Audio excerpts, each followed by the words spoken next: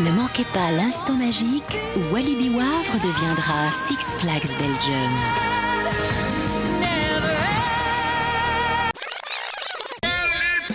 Walibi, toujours un jour à sauter de joie. De la musique, du fun, des sensations intenses, des émotions à partager entre amis ou en famille. Viens vibrer au parc Walibi. Tiki Waka, maintenant dans le nouvel Exotic World à Walibi. Gonda, oserez-vous l'affronter? Bienvenue dans ce nouvel épisode de Walibi Report, le podcast, votre rendez-vous consacré à Walibi Belgium. C'est avec un très grand plaisir que je vous retrouve pour cette 3e saison déjà, et pas n'importe laquelle puisque c'est aussi cette année les 50 ans de notre parc préféré.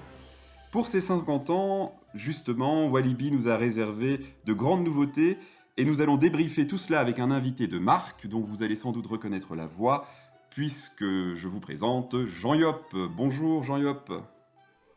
Hello, bonjour tout le monde, bonjour à toutes, bonjour à tous. Quel plaisir en tout cas de pouvoir découvrir et de pouvoir partager ce podcast avec vous.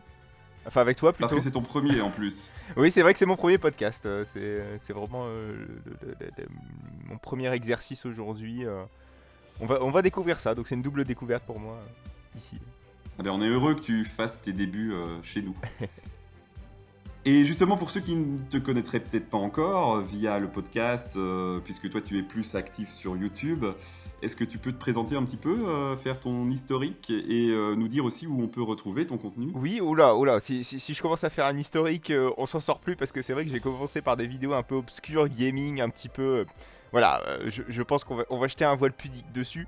Mais c'est vrai que j'ai... Qui concerne les parcs, on va dire. Qui ne concernait même pas les parcs à l'époque, hein. Non mais là justement concentre-toi sur ce qui concerne les parcs. Ah oui.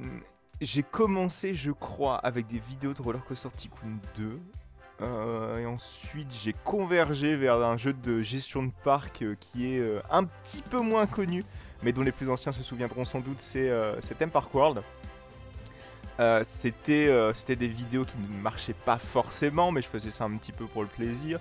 Et j'ai commencé à faire des vidéos dans les parcs, voilà, des vlogs relativement classiques qui avaient pour but surtout non seulement de relater mes visites dans les parcs d'attractions, mais aussi d'analyser plus en détail et plus en profondeur ce que pouvait nous proposer un parc en termes sur plusieurs aspects, hein, opérationnel, gestion, etc., etc. Et c'est vrai que j'ai plus tendance aujourd'hui à être dans l'analyse qu'à être dans l'histoire en tout cas qui se déroule en face de moi. Je vais pas dire ok, cette première attraction je vais faire ça, c'est la seconde je vais faire ça, sans jamais donner un lien. J'essaie toujours de donner un lien en tout cas à mes vlogs et une analyse construite de ce qui se passe en face de moi. Et effectivement je fais toujours des vidéos gaming, j'ai envie de dire, centrées sur les parcs de loisirs, avec notamment Roblox, voilà, qui est un jeu qui est plus connu par les plus jeunes, et Planet Coaster 2, voilà, qui est sorti très très très récemment. Ah bien, on est heureux que tu sois là, pour ton expertise aussi, puisque on va parler coaster, hein, et tu es un peu le spécialiste du genre, donc on est vraiment heureux que tu sois là. Je suis un gros nerd, je suis né du côté de Coasters World, une communauté effectivement qui est passionnée par les coasters et qui est extrêmement pointilleuse d'un point de vue technique. Allez, on va lancer le sommaire. Walibi, j'en suis baba. Sans surprise, nous consacrerons le dossier de cet épisode à Dock World, la nouvelle zone thématique de Walibi Belgium, qu'on a pu découvrir, on s'est croisés là-bas, hein, le 5 avril dernier, lors d'une preview. Hein. Effectivement, ouais, c'était bien ça. On s'est croisés pas longtemps, ceci dit, on s'est vite perdu de vue. Mais au moins, ça va nous permettre quand même d'avoir 2 points de vue différents sur notre visite et sur les choses. Mais oui, parce que moi, à la base, je suis fan Walibi. Toi, pas forcément. C'est fan de parc en général d'abord, et puis peut-être un peu fan de Walibi. Ouais, je suis plus effectivement fan de parc et fan de gros roller coaster. C'est vrai que Walibi ça s'y prête bien, hein, c'est un parc forcément avec pas mal de grosses machines. C'est pas pour autant, attention, que je déteste les parcs du style Efteling, bien au contraire j'aime beaucoup. Chacun propose effectivement son offre, mais effectivement moi je suis plus centré sur l'ensemble des parcs en général, et Walibi offre quand même une belle offre une belle offre, donc c'est avec grand plaisir à chaque fois que je fais une visite à Walibi, dans n'importe quel Walibi. Justement, j'allais te dire, on va teaser un petit bonus. Je te demanderai en fin d'épisode de nous teaser en quelques minutes ta découverte de Yoi à Walibi Holland, si tu veux bien. Avec plaisir, même si la vidéo est déjà sortie, mais bon, il n'y a pas de souci. Oui, bah comme ça les gens iront voir ta vidéo pour plus d'infos, parce que on est centré ici sur Walibi Belgium, mais bon, ça fait pas de mal de parler un peu de Walibi Holland. Effectivement. En deuxième partie d'émission, justement, ce que toi tu ne fais sans doute pas, nous on aime bien repérer dans le parc les moindres petits détails qui changent. Ce sera relativement rapide puisqu'on va quand même consacrer la plupart du podcast sur Doc World, mais il y a quand même pas mal de choses qui ont bougé à Walibi Belgium pendant cette intersaison, et donc on fera tout ça dans les Speedy Actu. Ah, ok. C'était, Ouais. ok. Qu'est-ce qu'il y a? Cette intervention était complètement inutile. Oh, t'inquiète pas, c'est ce qui fait le podcast aussi. Allez, on se dirige vers le port du Wavre, moi j'adore ce jeu de mots, Carrément. et on lance le dossier. Walibi Bibi, j'en suis Baba. Depuis le 5 avril dernier donc, premier jour de la saison 2025, une toute nouvelle zone thématique, un nouveau World of Walibi puisque Walibi développe des Worlds, est ouvert en soft opening, c'est important de le dire.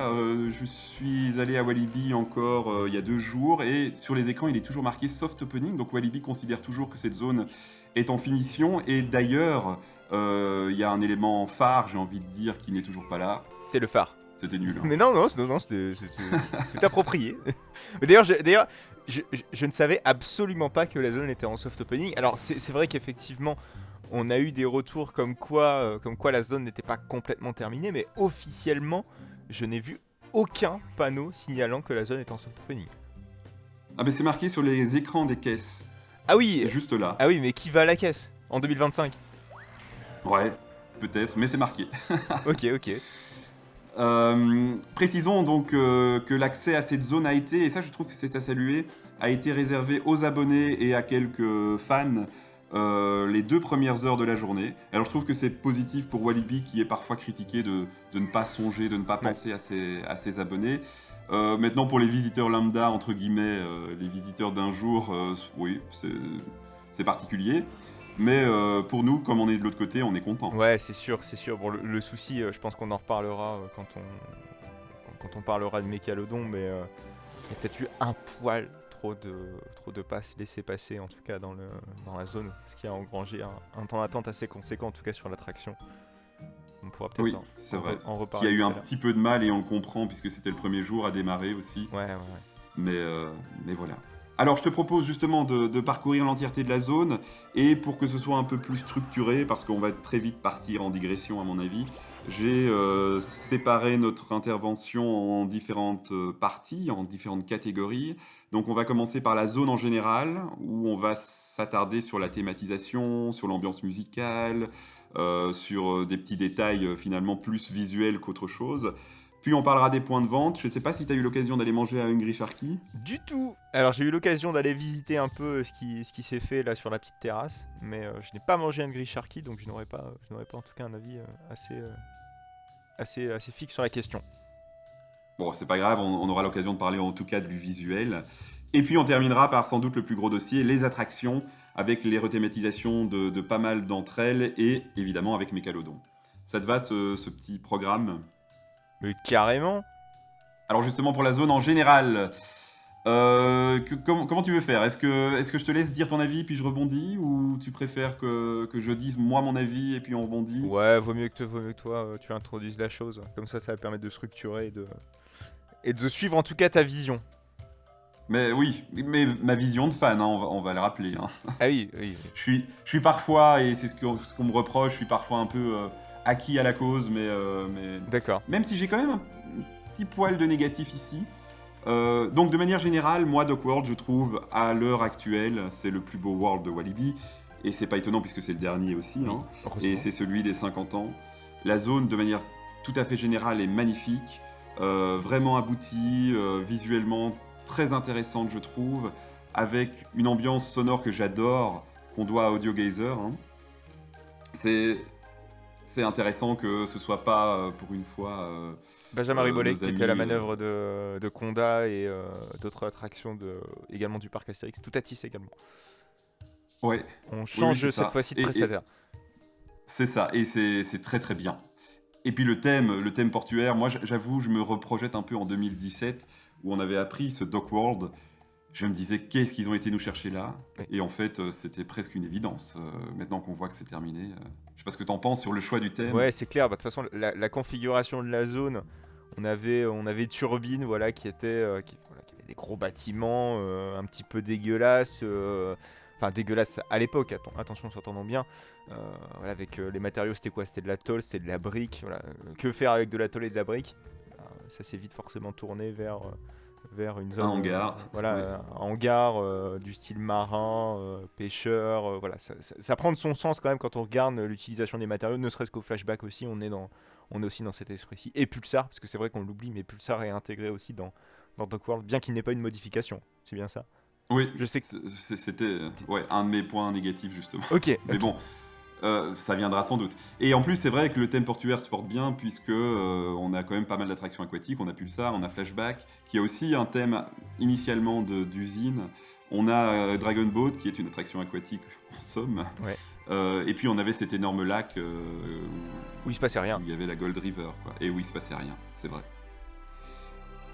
Et après je te laisse ton avis, mais ma plus grande critique par rapport à cette zone, qui m'a frappé tout de suite, et à mon avis elle frappera les visiteurs au fil de leur visite, c'est le côté répétitif de pas mal de visuels, que ce soit des affiches ou des jeux de mots comme Netfish, etc. Oui, je l'avais sur le bout de la langue. Hein. On la voit tellement, cette affiche, qu'effectivement ça en vient un peu redondant, même très redondant. Et c'est dommage, hein, parce que... Excuse-moi. Voilà, c'est ce que j'allais dire. Excuse-moi, mais donc c'est triste parce que tout est abouti, tout est bien, mais la répétition de ce genre de blagues et d'affiches fait qu'on a l'impression justement que ça a été bâclé. Ouais, alors ouais, que pas du complètement. tout. Alors que je pense que se mettre autour de la table pour pouvoir créer des jeux de mots, en tout cas en nombre, c'est pas forcément ce qu'il y a de plus, ce qu'il y a de plus compliqué. Alors c'est vrai que du coup la génération d'images, alors je suppute que certaines affiches aient été générées effectivement par IA. Oui. Celle Et avec... c'est confirmé sur certaines d'entre elles. Hein. Sur certaines d'entre elles, il est marqué généré par IA. Voilà, bon. À partir du On va moment repérer ça. où on génère des affiches par IA, c'est quand même dommage de pas en avoir en nombre. On est tout à fait d'accord. Ouais. Je suis pas... Et même Non, excuse-moi, vas-y. Oui, je suis pas forcément contre l'IA, dans la mesure où à un moment il va falloir vivre avec, hein, c'est comme toutes les technologies qui arrivent. Attention, hein, je dis pas que c'est forcément bien, il y a énormément de conséquences, mais c'est comme à certaines époques, hein, à l'arrivée de la voiture électrique, on a complètement oublié les calèches, et je suis sûr que les mecs qui nourrissaient les poneys, ils étaient pas contents, quoi. Enfin, il y a forcément toute époque a ses révolutions, et toute époque a effectivement assez combats politiques, j'ai envie de dire. Bon, c'est un peu large, mais les parcs de loisirs et l'ensemble de l'industrie va devoir s'y faire. Même si pour l'instant rien ne vaut un bon graphiste, voilà, qui fait un logo de roller coaster, clin d'œil à la mer de sable. Mais voilà, l'utiliser de manière très discrète ne me pose pas personnellement de soucis. Non, et puis moi, ce qui me pose de souci ici, c'est comme tu l'as dit tout à l'heure, c'est d'utiliser l'IA et de ne pas en profiter à fond, quoi. Exactement. Ouais. Et alors pour les jeux de mots, c'est vrai que c'était peut-être plus compliqué, mais en même temps, je trouve qu'il y a une accumulation dans certains endroits. Plutôt les délayer pour éviter la redondance, ça aurait peut-être été plus sympa. Parce qu'il y a vraiment des zones comme ça où il y a 4, 5, 6 panneaux avec des jeux de mots. Et se dire en mettre 2, 3 et mettre les autres ailleurs permettait justement de ne pas devoir fournir plein de jeux de mots. Ouais. Enfin bon. Mais ça n'enlève rien à la beauté de la zone, hein. Je crois que tu seras d'accord là-dessus. Ah, c'est clair. C'est clair. Bien que certains... Oui, c'est vrai que là, on est parti sur des petits détails. Ouais, on c'est aurait vrai. pu, Mais c'est un peu le jeu de ce brancher sur podcast, des... hein. C'est d'être dans le Ouais, détail. oui. Il n'y a pas de souci. Mais il y a certains endroits, effectivement, qui manquent peut-être encore un petit peu de thème. Je pense à la dernière cabine de la file d'attente de Mécalodon, où c'est le néant complet. Mais a priori, ça devrait venir. Oui, C'est bien ça. j'espère que ça viendra. Et de toute façon, on sait que la zone n'est pas terminée. Notamment avec l'arrivée de ce phare, à mon avis, ça va bien rehausser le niveau, je crois. Encore plus. Clairement. Alors, puisqu'on est dans la théma, je parle 2 minutes d'une attraction, donc tous en boîte. Là aussi, je crois que, j'espère en tout cas que la figure centrale est prévue et viendra. En tout cas, elle était sur les concept art, ce fameux crabe en boîte de conserve. Oui, c'est vrai, mais bien vu. Ouais, là, elle y était pas et c'est vrai que ça fait un peu léger du coup. Ça m'a pas choqué. Sincèrement, ça m'a pas choqué. Ce qui m'a le plus choqué, c'est peut-être le... Enfin, choqué, c'est un grand mot. C'est le rendu des tasses qui fait un peu trop plastique. C'est vrai. Là où une boîte de conserve, on se dit ok, on va avoir un aspect peut-être un peu métallique sur la tasse. Là, la tasse était vraiment en matière plastique. Enfin, on voyait que le plastique était tellement propre que le soleil reflétait sur ce plastique. Enfin, ça n'avait absolument pas la texture, en tout cas, d'une boîte de conserve. Mais c'est encore une fois pour chipoter. Mais il y aurait peut-être pu avoir de l'amélioration encore sur tout ça en boîte. Alors que dans la file, ils ont fait de fausses boîtes de conserve qui donnent super bien. Donc c'est vrai que si on avait cette patine-là sur les embarcations, ça aurait été pas mal. Ouais. Mais moi, je vais même plus loin que ça, et là, je pinaille à mort. Hein. Je crois qu'on va me tuer quand on va entendre ça. Mais moi, je me suis même posé la question, est-ce qu'il aurait pas mieux fallu, en fait, économiser là-dessus, laisser Salsa en Salsa et la rattacher à Tiki, ou les zones Exotic World. Tiki, oui. Oui, parce que ça fonctionnait très bien dans l'état. C'est vrai. Et là, moi, j'ai entendu plusieurs personnes dire que Tous en boîte est un peu à l'écart de la zone. Et c'est vrai, Oui. elle est un peu Mais elle est à l'écart des loin deux de la zones, en zone. fait. Oui, c'est vrai. Mais tu vois, tu rapproches le panneau Bienvenue à Exotic World devant, Ouais. et tu intègres Salsa à Zone Exotic World. Finalement, ça aurait été moins coûteux pour eux, et peut-être ça aurait fait le même effet. Parce que ici, il y a l'effet de nouveauté, mais je suis pas sûr que ça redonne une seconde jeunesse à ces tasses. Alors, On verra sur le long terme. Je soupçonne peut-être le raisonnement, en tout cas, des équipes Walibi et des équipes projets de la CDA, d'avoir sans doute, vu que Salsa était dans un sale état, en tout cas visuel, et qu'elle ne donnait pas forcément envie à l'époque, de se dire ok, qu'est-ce qu'on peut faire pour pouvoir peut-être la rendre plus attrayante visuellement. Donc j'ai l'impression qu'ils étaient plus entêtés de faire changer les choses que par voir en tout cas la nouvelle future configuration du parc avec Dock World. Enfin bon, je ne suis pas dans leur tête, mais en tout cas j'ai l'impression qu'on est dans ce cas de figure. Je sais pas si ça a été très clair ce que je viens de dire, mais... Si. Mais et encore une fois, je redis, moi je pinaille et je me pose des questions que je ne devrais pas me poser, mais c'est un peu le propre aussi de Walibi Report. Mais j'aime bien ce que c'en est, hein. On se rassure. J'aime bien le résultat final. Hein. Et s'il y a vraiment cette figure de crabe au centre, du coup, ce sera super. Oui. Quoi. Et c'est toujours plus facile de critiquer après coup que Bien sûr. que pendant la phase projet, s'entendons bien.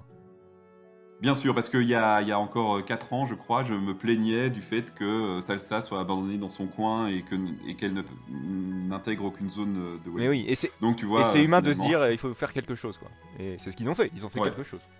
Et c'est ce qu'ils ont fait. Et c'est pas mal.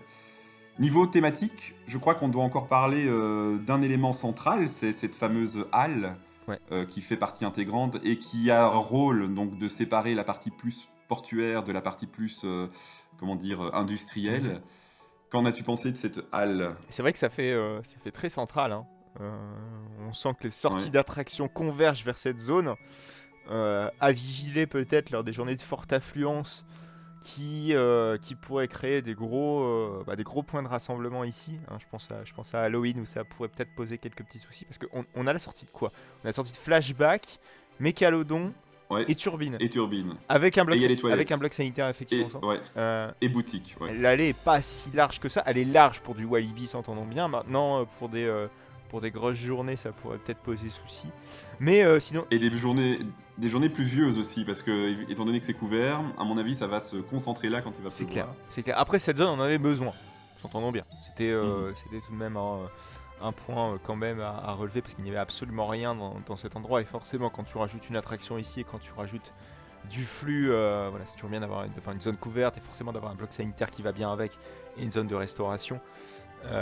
Et d'un point de vue purement visuel, je pense que c'était plus ça ta question à la base. Oui, mais c'est pas grave, parce que moi, je vais rebondir sur un truc qui, pour moi, est une autre critique. je trouve et je comprends la stratégie, mais ils ont quand même un chouïa forcé le trait de faire sortir Flashback par là, hein. Parce que on doit suivre une énorme allée pour retourner dans cette halle. Mhm. Alors, je comprends l'idée de centraliser les photos, le point photo, et puis de faire passer les gens dans la boutique. Bon, voilà, il y a une vraie stratégie derrière.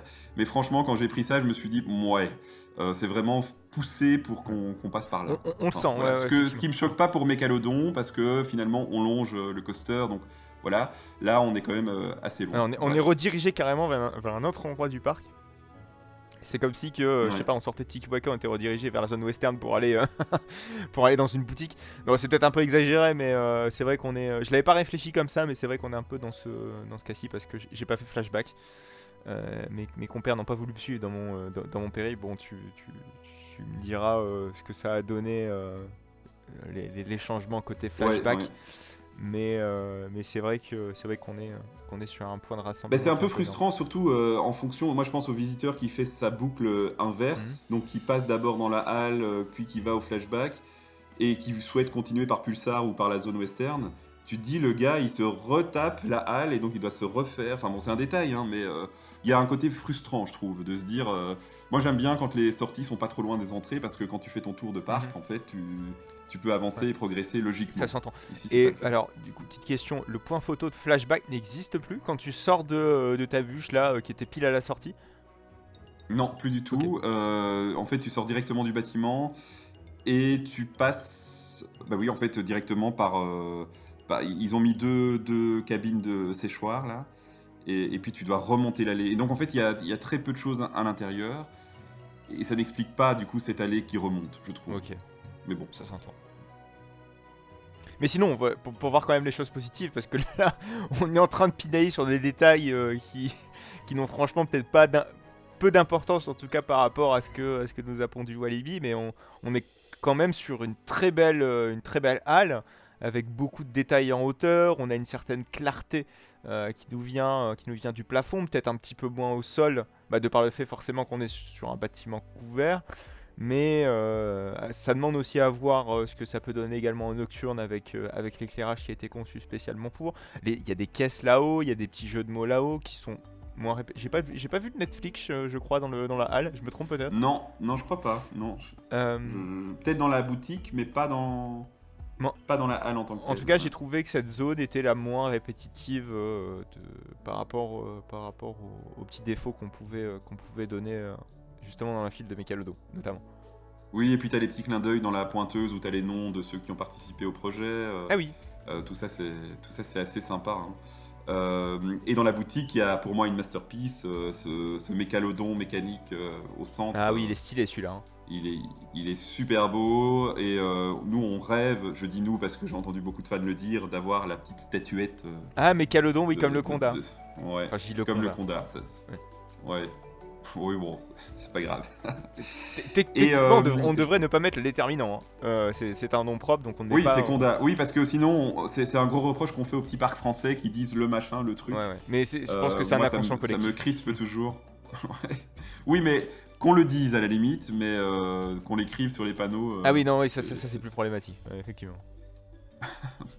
Alors, pour te prouver que j'ai regardé ta vidéo, hein, il y a un élément sur lequel on doit encore un petit peu parler et qui est un point positif pour le coup. C'est le bâtiment technique de Mécalodon. C'est vrai. Ils ont quand même cette fois-ci fait des petits efforts. Alors moi, franchement, chez Conda, ça m'a pas choqué, hein. Tu vois, je dis chez Conda maintenant.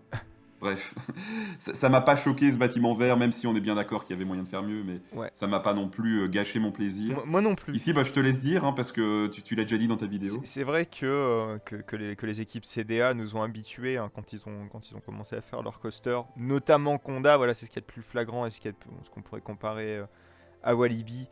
Ils n'avaient pas thématisé du tout le hangar technique, donc le hangar de maintenance. Qui est l'endroit où les trains sont stockés, où de la maintenance légère peut être appliquée, parce que la maintenance plus lourde sont faites soit en interne, soit chez un prestataire externe.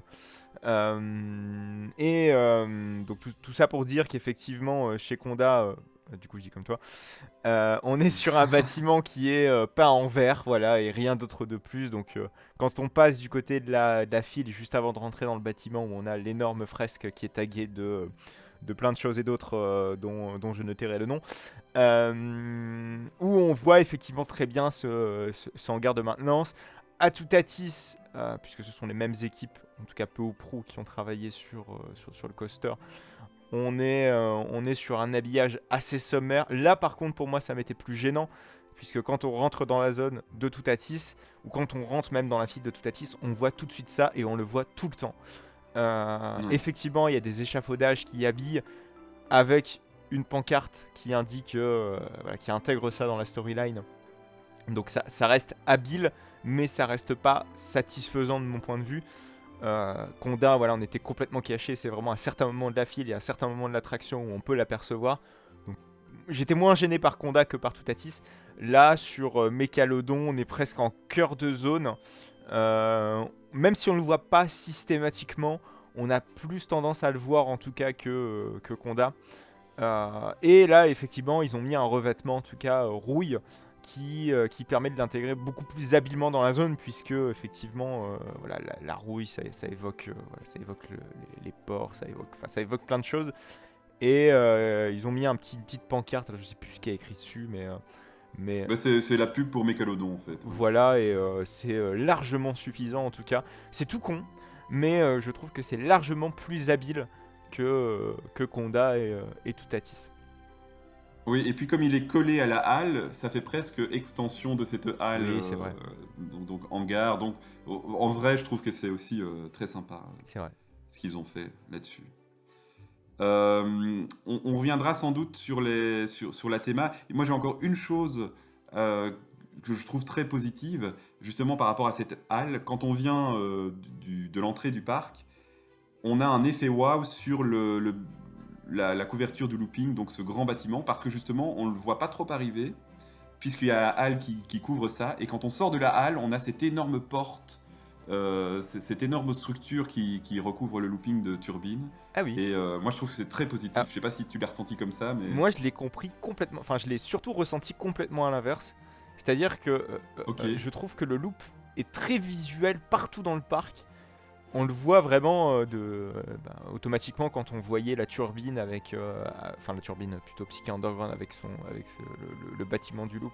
On le voyait d'un peu partout dans le parc. Du coup, on retrouve effectivement ce point de vue, mais qui est encore plus renforcé, beaucoup plus visuel et beaucoup plus joli de par le fait qu'il a été rethématisé. Par contre, quand moi je suis sorti de la halle, j'ai pas prêté attention à ce loop parce qu'il est tellement énorme et tellement gros en étant juste à côté de nous, très proche de l'allée, que je faisais attention tout sauf à ça.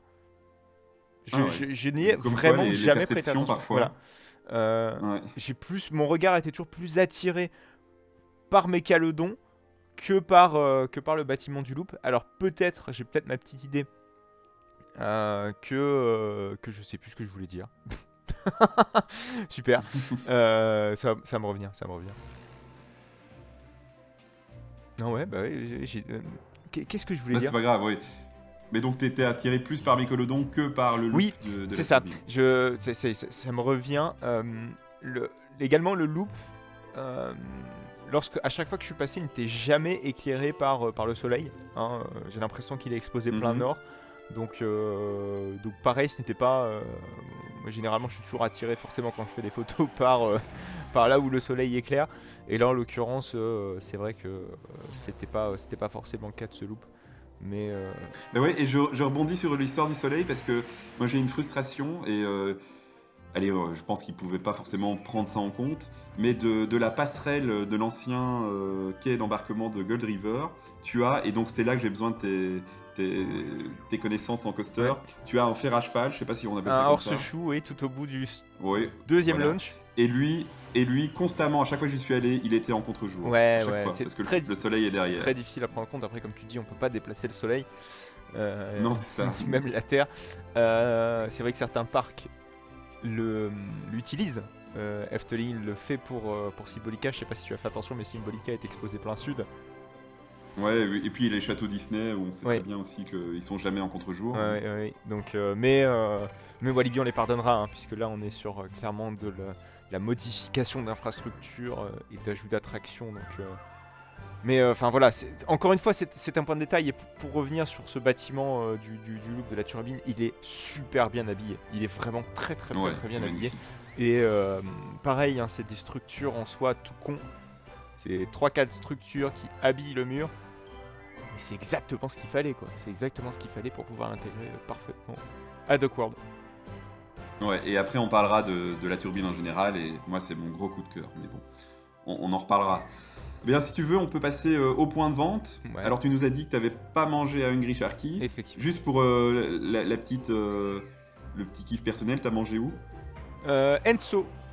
Enso avec la fameuse brochette, hein, la brochette barbecue. Ouais, c'est Bon, depuis que malheureusement c'était un demi-poulet, je crois, qui servait là à la place à l'ouverture de Fonda. Ouais, au tout vraiment- début, ouais, je crois. C'était vraiment délicieux ce petit demi-poulet. Ils ont remplacé ça par une brochette il y a déjà quelques années. Hein. Je crois que le demi-poulet n'est pas resté longtemps.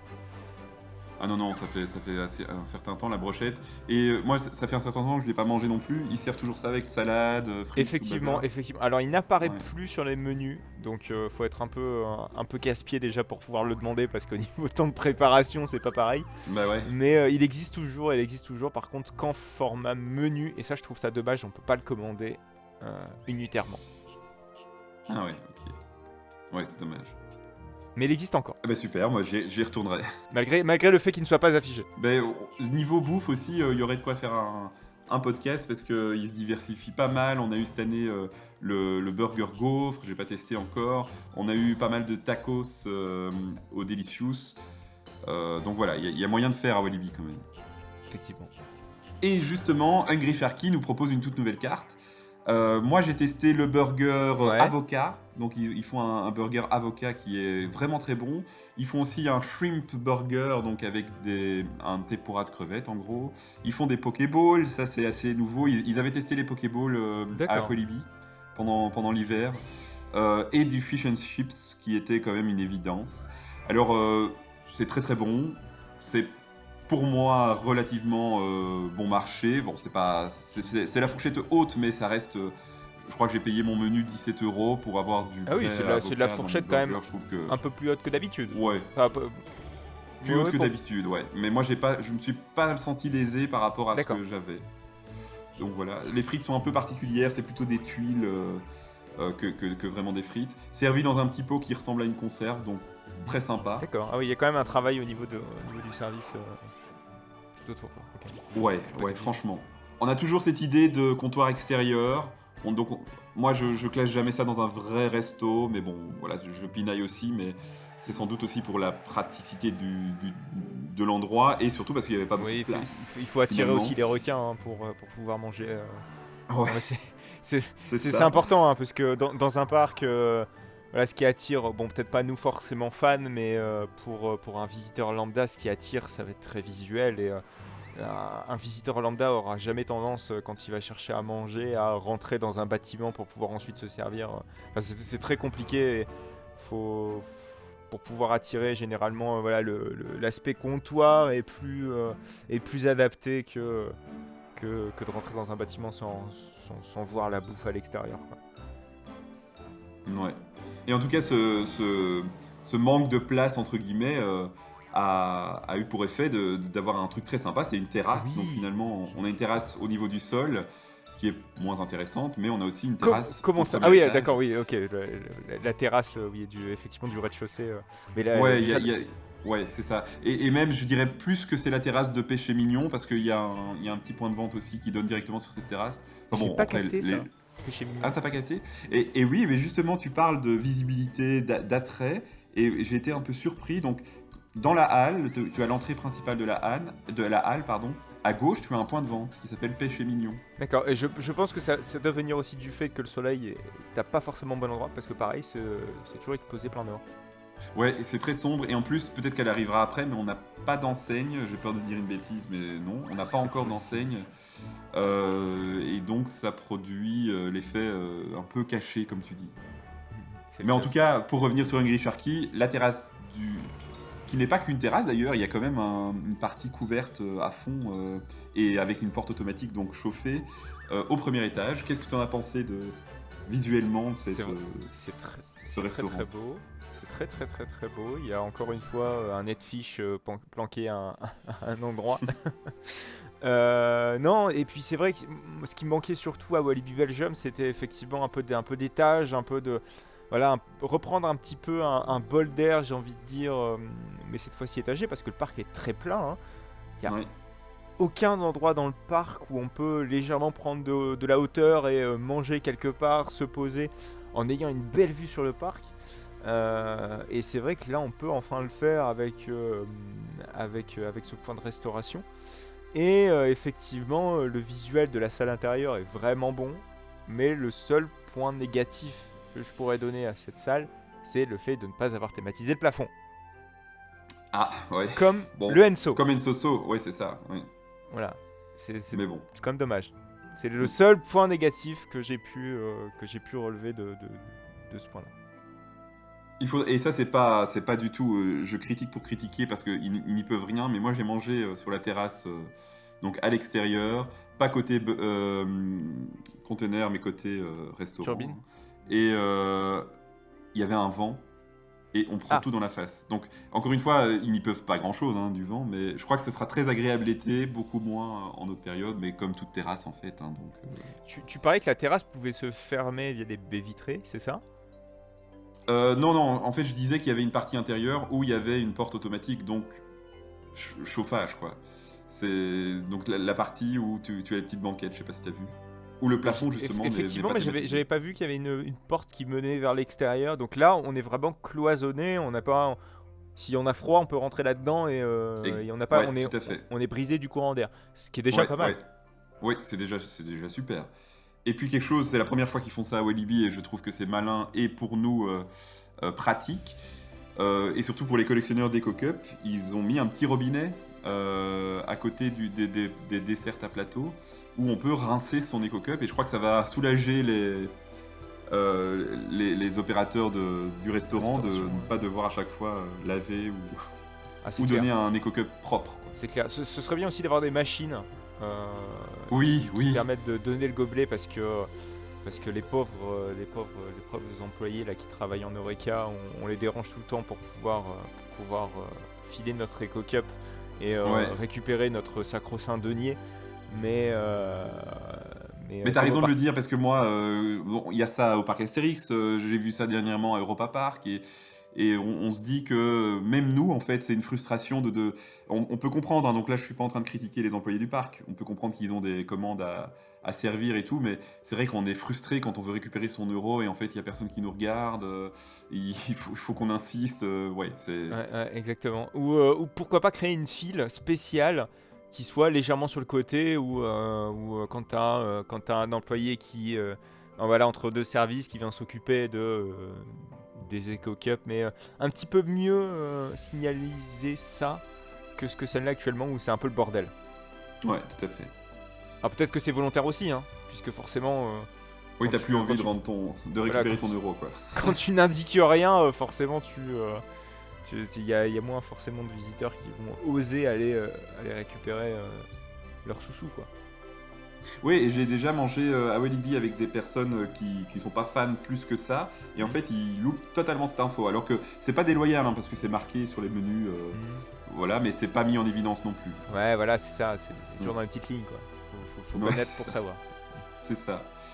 Mais donc voilà pour Hungry Sharky, je sais pas si t'as autre chose à ajouter. Bon, comme tu l'as pas goûté, c'est difficile de donner un avis, mais sur la nourriture en tout cas. Mais moi de manière générale, je dis que ça vaut bien ce qu'il y a ailleurs dans le parc. C'est de bonne qualité, ça reste de la nourriture de parc, mais vraiment c'est pas mauvais. Par contre, tu parlais à l'instant de salle chauffée. Je pense que c'est peut-être important d'en parler, puisque maintenant le parc ouvre l'hiver. Ouais, tout à fait. Qui dit ouverture hivernale dit faible température, tout comme à Halloween. C'est vrai qu'Halloween, même si on commence à avoir des températures déjà beaucoup plus faibles à Halloween, voilà, on est dans cet entre-deux, donc un parc n'est pas obligé de se permettre, en tout cas encore à Halloween, d'avoir des salles chauffées. Mais le fait d'avoir du chauffage, je crois qu'on n'en a pas beaucoup dans le parc, on en a que à Delicious, et c'est tout. Le Enso n'a même pas de chauffage. c'est appréciable. Et j'ai relevé aussi autre chose quand on parle d'adaptation aux infrastructures à l'hiver, c'est aux toilettes. On a de l'eau Ouais. chaude aux toilettes. Oui.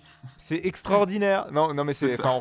on rigole, mais c'est hyper important. Hein. C'est hyper important d'avoir des infrastructures qui permettent d'améliorer en tout cas le confort lors des ouvertures en période hivernale. Alors après les Walibi Winter, tu me le confirmeras, hein, c'est récent.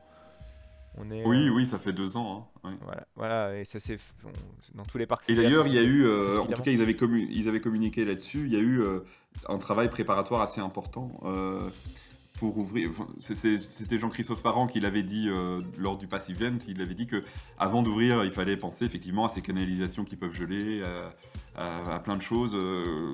Quand on est un parc saisonnier, finalement, on n'a pas trop ces soucis-là. Quoi. Ouais.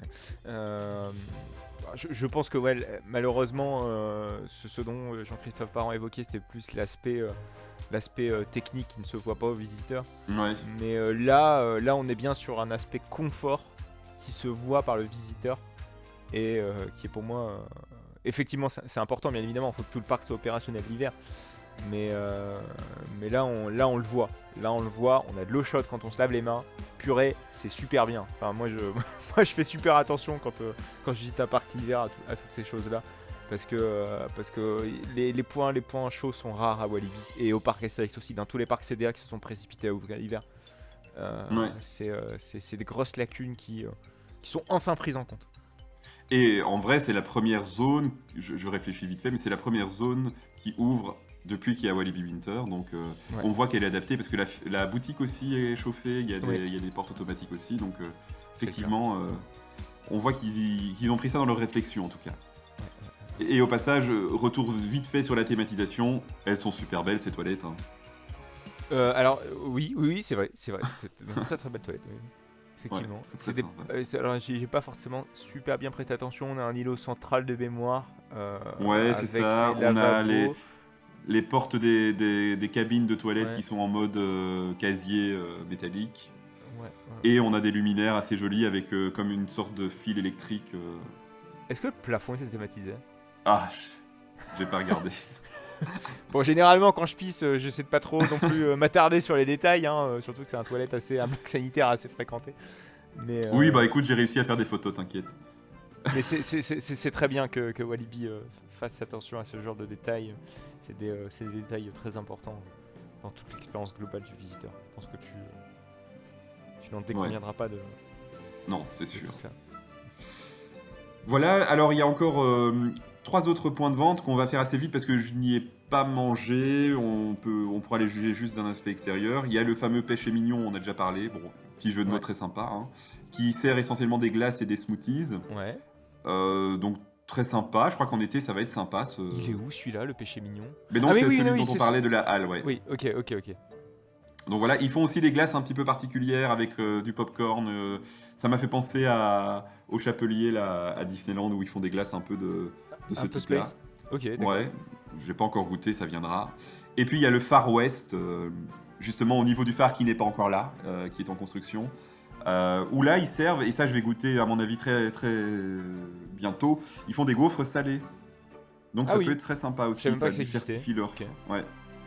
Et peut-être pour revenir aux glaces, est-ce que tu as vu que c'était un fournisseur différent de ce que pouvait proposer Walibi dans ses autres points de restauration, je pense Non, du côté de Loup-Garou où on a toujours les mêmes types de glaces. Ok, non, t'as pas fait gaffe. Hein. Non, okay. Mais on a déjà Ben & Jerry's du côté de Buzzsaw là. D'accord, je savais pas. Donc ça c'est déjà un peu différent. Et ici je crois, alors le fournisseur je peux pas te le dire, mais je crois vraiment que les glaces à l'italienne qui servent avec justement du popcorn et tout le reste, c'est un niveau un peu supérieur de ce qu'on peut trouver ailleurs, je crois. Ok, d'accord. Ah, c'est une glace à l'italienne avec du popcorn. Ok, je pensais que c'était la glace qui était au goût popcorn. Mais je ne sais pas si elle est au goût popcorn, mais en tout cas t'as une petite coupelle. Tu me mets en... Tu me poses des questions trop précises, Jean-Yop. Mais, donc c'est des petites coupelles, à mon avis, en biscuit, avec une glace qui est à l'italienne dedans et des morceaux de popcorn. Maintenant, le goût, j'avoue, je sais pas. En fait, je devrais aller sur le site pour voir exactement, mais c'est pas forcément l'intérêt du moment. Mais je crois qu'ils ont quand même essayé de proposer autre chose, qui n'est pas proposé ailleurs. Ok, bon. Excuse-moi, c'est vrai que j'ai tendance à rentrer dans le détail, mais... Non, t'inquiète, ça me fait rigoler. Tu me parles de glace au popcorn, moi je rentre dans le détail, attention, hein, on va dans l'analyse jusqu'au bout. Écoute, mon professionnalisme ira jusqu'au... Je vais goûter ça cette semaine et je t'en parle. Nickel. Ça va? Tu feras, Et alors, il y a tu feras un le... beau post, hein. Tu feras un post sur Walibi Report, Oui, bien évidemment. et je te taguerai, ouais. Parfait.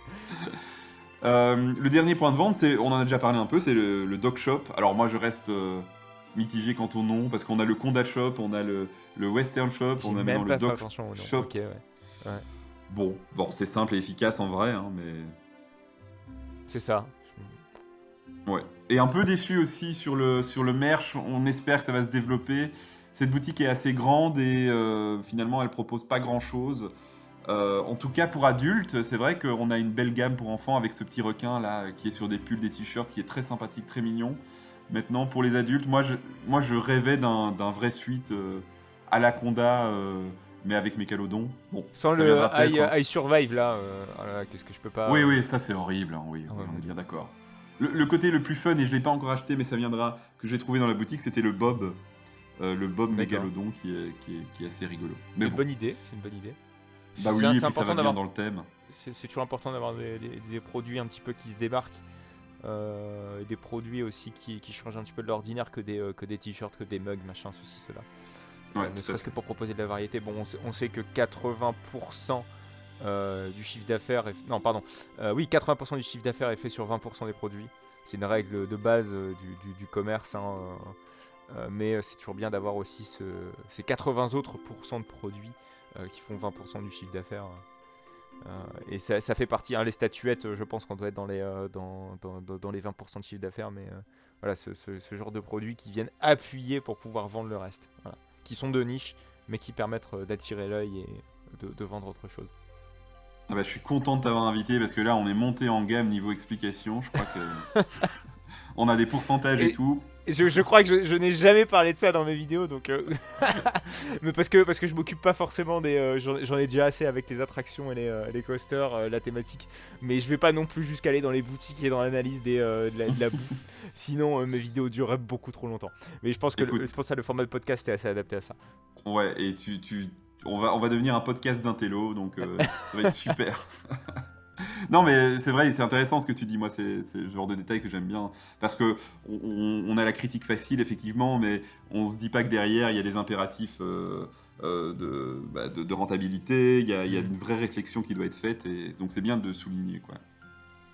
Effectivement, c'est important de le prendre en compte. Ouais. Alors, ça te va si on passe sur les attractions? Je crois qu'on a été bien généreux sûr. sur le reste. Hein. Ouais, on a fait 50 minutes là sur tout le reste. Il serait quand même temps de voir un petit peu ce que nous propose Walibi, en tout cas avec Docwa en termes d'attractions, parce que c'est quand même le cœur de métier de Walibi, ce sont les attractions. Ouais, ben on va commencer par la turbine, mon coup de cœur, et on terminera par Mégalodon, la grosse nouveauté. Turbine qui fut Sirocco, qui fut déjà Turbine, qui fut Psyche Underground. Est-ce que, et là je vais te lancer la patate chaude, est-ce que tu peux nous faire un petit résumé de ce que c'est comme coaster, avec constructeur tout le bazar? Ça va? Je te mets pas dans... Je crois pas, hein. Non, Je du suis tout, sûr tu que mets non, pas en mais danger, là c'est je te mets pas en très danger, simple. ouais. C'est très Ouais, simple. Non, vas-y. c'est vrai que ces coasters-là sont assez connus, hein, puisqu'il s'agit d'un Shuttle Loop Schwarzkopf. Alors, le principe de base de ces attractions, c'est d'être catapulté par un volant d'inertie, donc lancé à grande vitesse, qui vous permet donc d'atteindre, je sais pas, c'est 90 km/h, de franchir un loop, d'arriver sur une flèche, et cette flèche qui est beaucoup plus grande, hein, par rapport à la vitesse qui a été emmagasinée, vous faire partir en arrière. Donc vous reprenez le loop en arrière, vous repassez sur la station et vous reprenez donc la flèche arrière et vous revenez en station tranquillement. C'est un concept qui a été inventé par Anton Schwarzkopf dans les années 80, qu'on peut retrouver dans de nombreux parcs, notamment à Knott's Berry Farm aux États-Unis, en Californie. Mais petit Est-ce que à petit... je t'interromps, mais est-ce que sa rethématisation est finie? Tu sais ça? Parce que ça devait être Montezuma Revenge. Ouais, là, ou je sais pas Revenge. quoi. Je crois qu'il a ouvert, hein, il est opérationnel sous cette nouvelle thématisation. Ouais. Et puis pour reprendre ton fil, il y en a en Asie aussi, je crois, non? C'est possible, c'est possible. Je sais pas, Je connais pas Ouais. toute leur localisation, mais c'est Ouais. vrai que ces attractions commencent à se faire rares, de par le fait que les pièces forcément sont plus compliquées à être approvisionnées, hein. On est sur des vieilles machines, C'est vrai que Gerstlauer a pris un petit peu le rôle de SAV, Gerstlauer qui a racheté les usines de chez Schwarzkopf quand il a fait faillite, je crois, à la fin des années 80-90, voire début des années 2000. Voilà, je prends une fourchette de 30 ans histoire de ne pas me tromper. Mais, Et je peux pas t'aider là-dessus, désolé. Mais Gerstlauer, donc le constructeur de Megalodon, on en reparlera tout à l'heure, et de Tikiwaka, qui est le successeur spirituel de Schwarzkopf. Mais voilà, quand on arrive sur des vieilles machines, on est obligé donc de faire de la confection sur mesure. Voilà, ce qui coûte forcément plus cher. Donc Walibi, quand ils sont passés de turbine à Psyché Underground, a refait un check-up complet de la traction et a donc changé sa méthode de catapultage.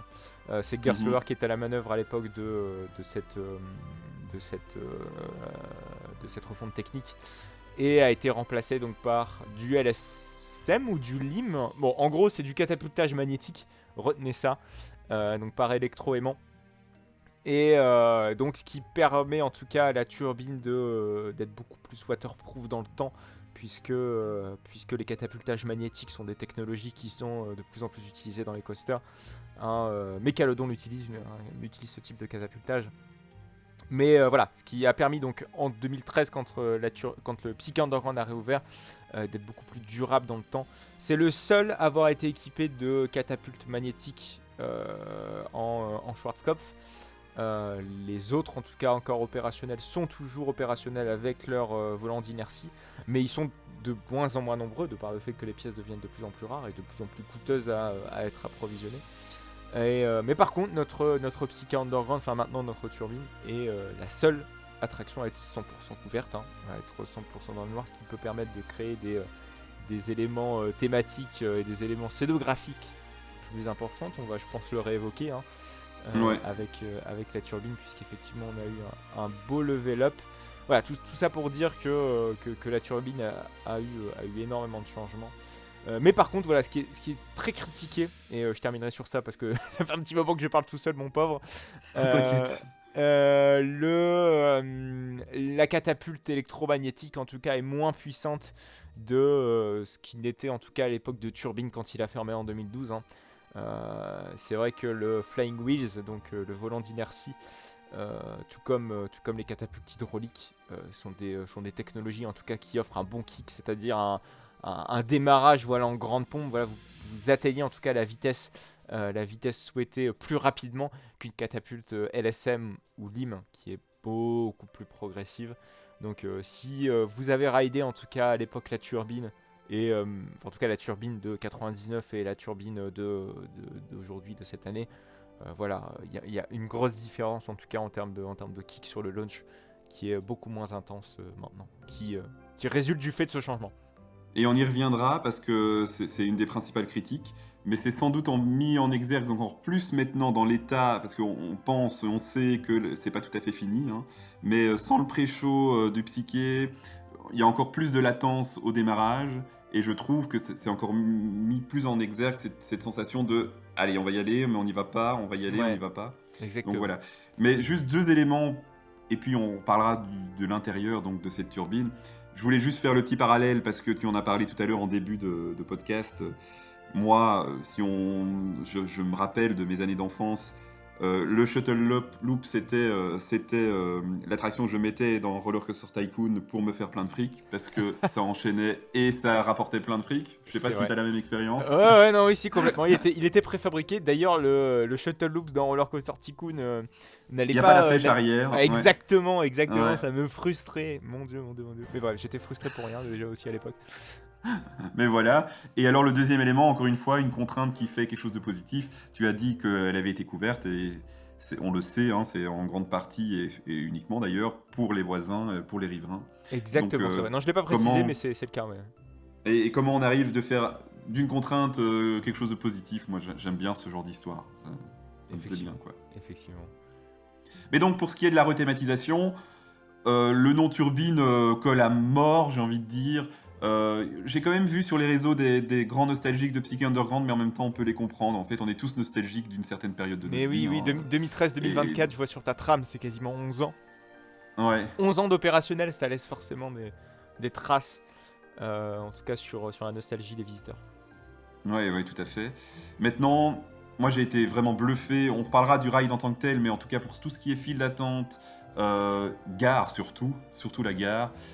Ils ont quand même bien bossé là-dessus. On pourrait juste critiquer l'espace entre guillemets semi-extérieur de la file d'attente qui est resté plus ou moins dans l'état, à quelques couleurs et bidons près. Mais en tout cas, ce qui est à l'intérieur et la gare, cette sublime gare, ils n'étaient pas obligés en fait d'aller à ce point aussi loin, je trouve, et ils l'ont fait. Donc moi, franchement, Ah oui, la gare est à tomber la par gare est terre. incroyable. Ouais. La gare est à tomber par terre. Ils ont bien réussi à utiliser en tout cas l'aspect sombre du bâtiment, voilà, sans lumière, sans puits de lumière, avec cette ambiance. Pour moi, elle est même parfaite. Alors a priori, cette station n'est même pas encore terminée. Donc qu'est-ce qu'ils vont rajouter de plus? Moi, effectivement, ce qui me déplaît un peu plus, c'est effectivement la file d'attente. Enfin, pour moi, qui manquerait encore, je sais pas, un peu d'ambiance sonore. De la musique, pour moi, je l'entendais pas très très bien. Ça me manquerait effectivement d'un peu plus de volume. Il y a beaucoup de parcs CDA, j'ai remarqué, où le son n'est pas suffisamment élevé. En fait, j'avais visité Thor Park, enfin j'avais refait Thor Park il y a à peine une semaine quand j'avais fait Walibi pour l'ouverture de Dock World. Et ce que font les parcs Merlin et beaucoup de parcs anglais en général, c'est que pour renforcer l'ambiance sonore, ils mettent vraiment la musique à fond. Ce qui peut être effectivement excessif et donner un beau mal de crâne en sortant des parcs Merlin. Mais on entend la musique et on est facilement immergé dans l'univers qu'essaie de nous raconter Merlin, même si visuellement il n'y a pas forcément grand chose. Mais il y a une ambiance qui se crée avec le volume sonore qui est peut-être effectivement trop élevé, mais tout Mais ça oui, pour et dire surtout que on en a parlé tout à l'heure, on l'a la musique. Enfin, Oui. nous, on applaudit à deux mains cette musique d'Audio Geyser, on adore. Donc c'est vrai, c'est dommage de pas en profiter. Et comme tu l'as dit dans ta vidéo, je m'en souviens très bien, effectivement, on l'entend à peine alors qu'il y avait personne dans la file. Ouais. Au moment où la file sera pleine, où il y aura des gens qui crient, qui pleurent peut-être pas, mais qui rigolent, effectivement, on l'entendra plus. Pour l'avoir Sans refait doute. dans la journée, on n'entendait strictement rien. On n'entendait pas le soundtrack. Mais c'est vrai que c'est compliqué de doser un volume sonore dans un parc de loisirs. Mais Oui, parce que je sais que ça a été une critique à Walibi Winter. Là, ils mettent la musique à fond. Je me vois encore, même moi, me dire c'est quoi ce bordel dans la gare de Calamity Mine, où la musique vraiment était à fond. Donc comme tu dis, c'est difficile de ne pas déranger les oreilles des gens, mais en même temps qu'on soit dans une ambiance, parce que effectivement la musique participe en plein à cette ambiance. j'en profite pour citer un autre exemple que celui des parcs Merlin, qui est peut-être un peu moins parlant. Mais à Fantasyland, la musique gueule aussi. On s'en rend pas compte, mais la musique aussi va très fort. Mais ça fait partie de l'expérience et ça permet de renforcer l'ambiance. Et on s'en rend pas compte, hein, mais tout ça est hyper important. Et pour moi, Fantasyland est peut-être le meilleur exemple en termes d'environnement sonore et en termes de volume sonore à appliquer dans une zone thématique. Mhm. Mais elle va très Ouais. très fort. On s'en rend pas compte, mais elle va très très fort, la musique à Fantasyland. Alors pour le ride en tant que tel, on nous l'a dit que c'était pas tout à fait terminé, qu'il y a des choses qui vont arriver, mais c'est vrai que l'impression première après ce waouh dans la gare, c'est de se dire il y a rien en fait, c'est noir. Il y a Ils ont allumé les 4-5 chauves-souris qui datent de Psyche Underground dans le loop, Ah là là, mais à part quel- ça, il y a quel- rien. Ouais, non, il n'y a rien. Surtout que l'ambiance de la station, je sais pas si tu as fait Voltron à Europa Park. Oui, l'année oui, oui. dernière. Elle me fait beaucoup penser à Voltron. Alors, dans Bah ses oui, choix oui. de couleurs, surtout. Hein, on est sur une palette de couleurs qui tire vers le violet, qui tire vers le jaune. Voilà, il y a un mélange. Voilà, ça fait très penser à Voltron. Même Et, la musique, hein, je trouve, on y est. Ouais. Hein. Ouais. Et ça manquerait peut-être d'arc électrique. Je sais pas. Oui. Mais moi, je te dis comment je voyais les choses. Maintenant, on verra ce qu'ils nous font. Ouais. Hors du pré-show, apparemment, il est prévu un pré-show. Bon, on verra ce que ça donnera.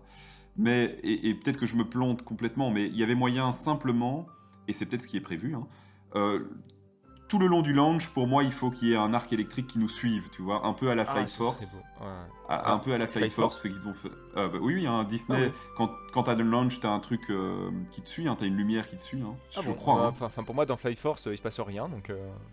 Ouais, peut-être que je l'ai faite après, parce qu'ils ont remis un coup de kick dessus, il me semble. Enfin bon, D'accord. bref, moi j'ai cette image-là, mais même si si c'est pas correct, se dire qu'il y a un truc qui te suive dans le launch.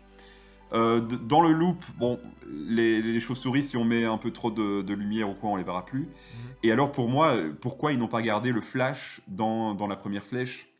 Ça pourrait aller très très bien. Le flash, putain, j'ai Bah même pas oui. souvenir de ça.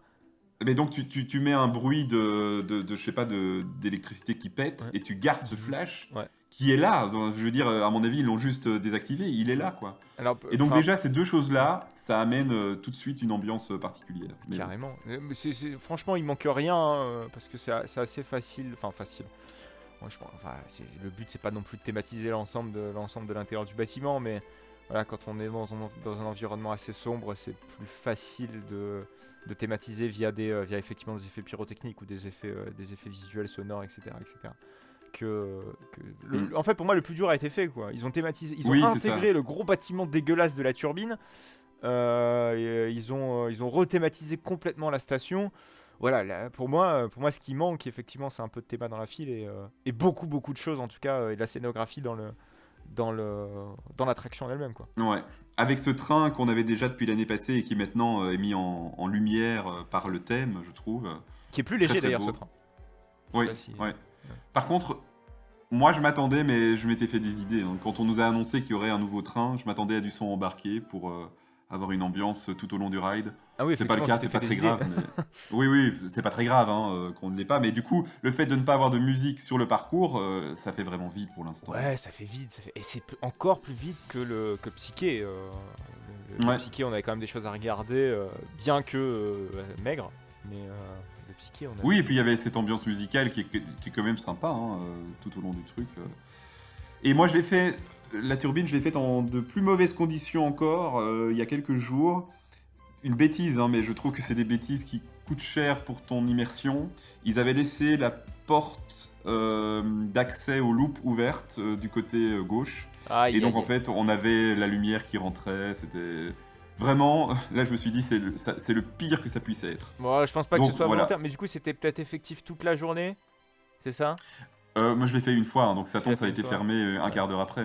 Je ne sais Ouais, pas. soit c'est ça, soit c'est effectivement le mec de la technique qui a dû faire son contrôle journalier au matin et qui a Ouais. dû le laisser effectivement ouvert toute la journée. Et là, Mais effectivement, bon, c'est voilà. pas très grave, évidemment. Mais moi, je me mets toujours aussi dans la place en tant qu'Walibi fan.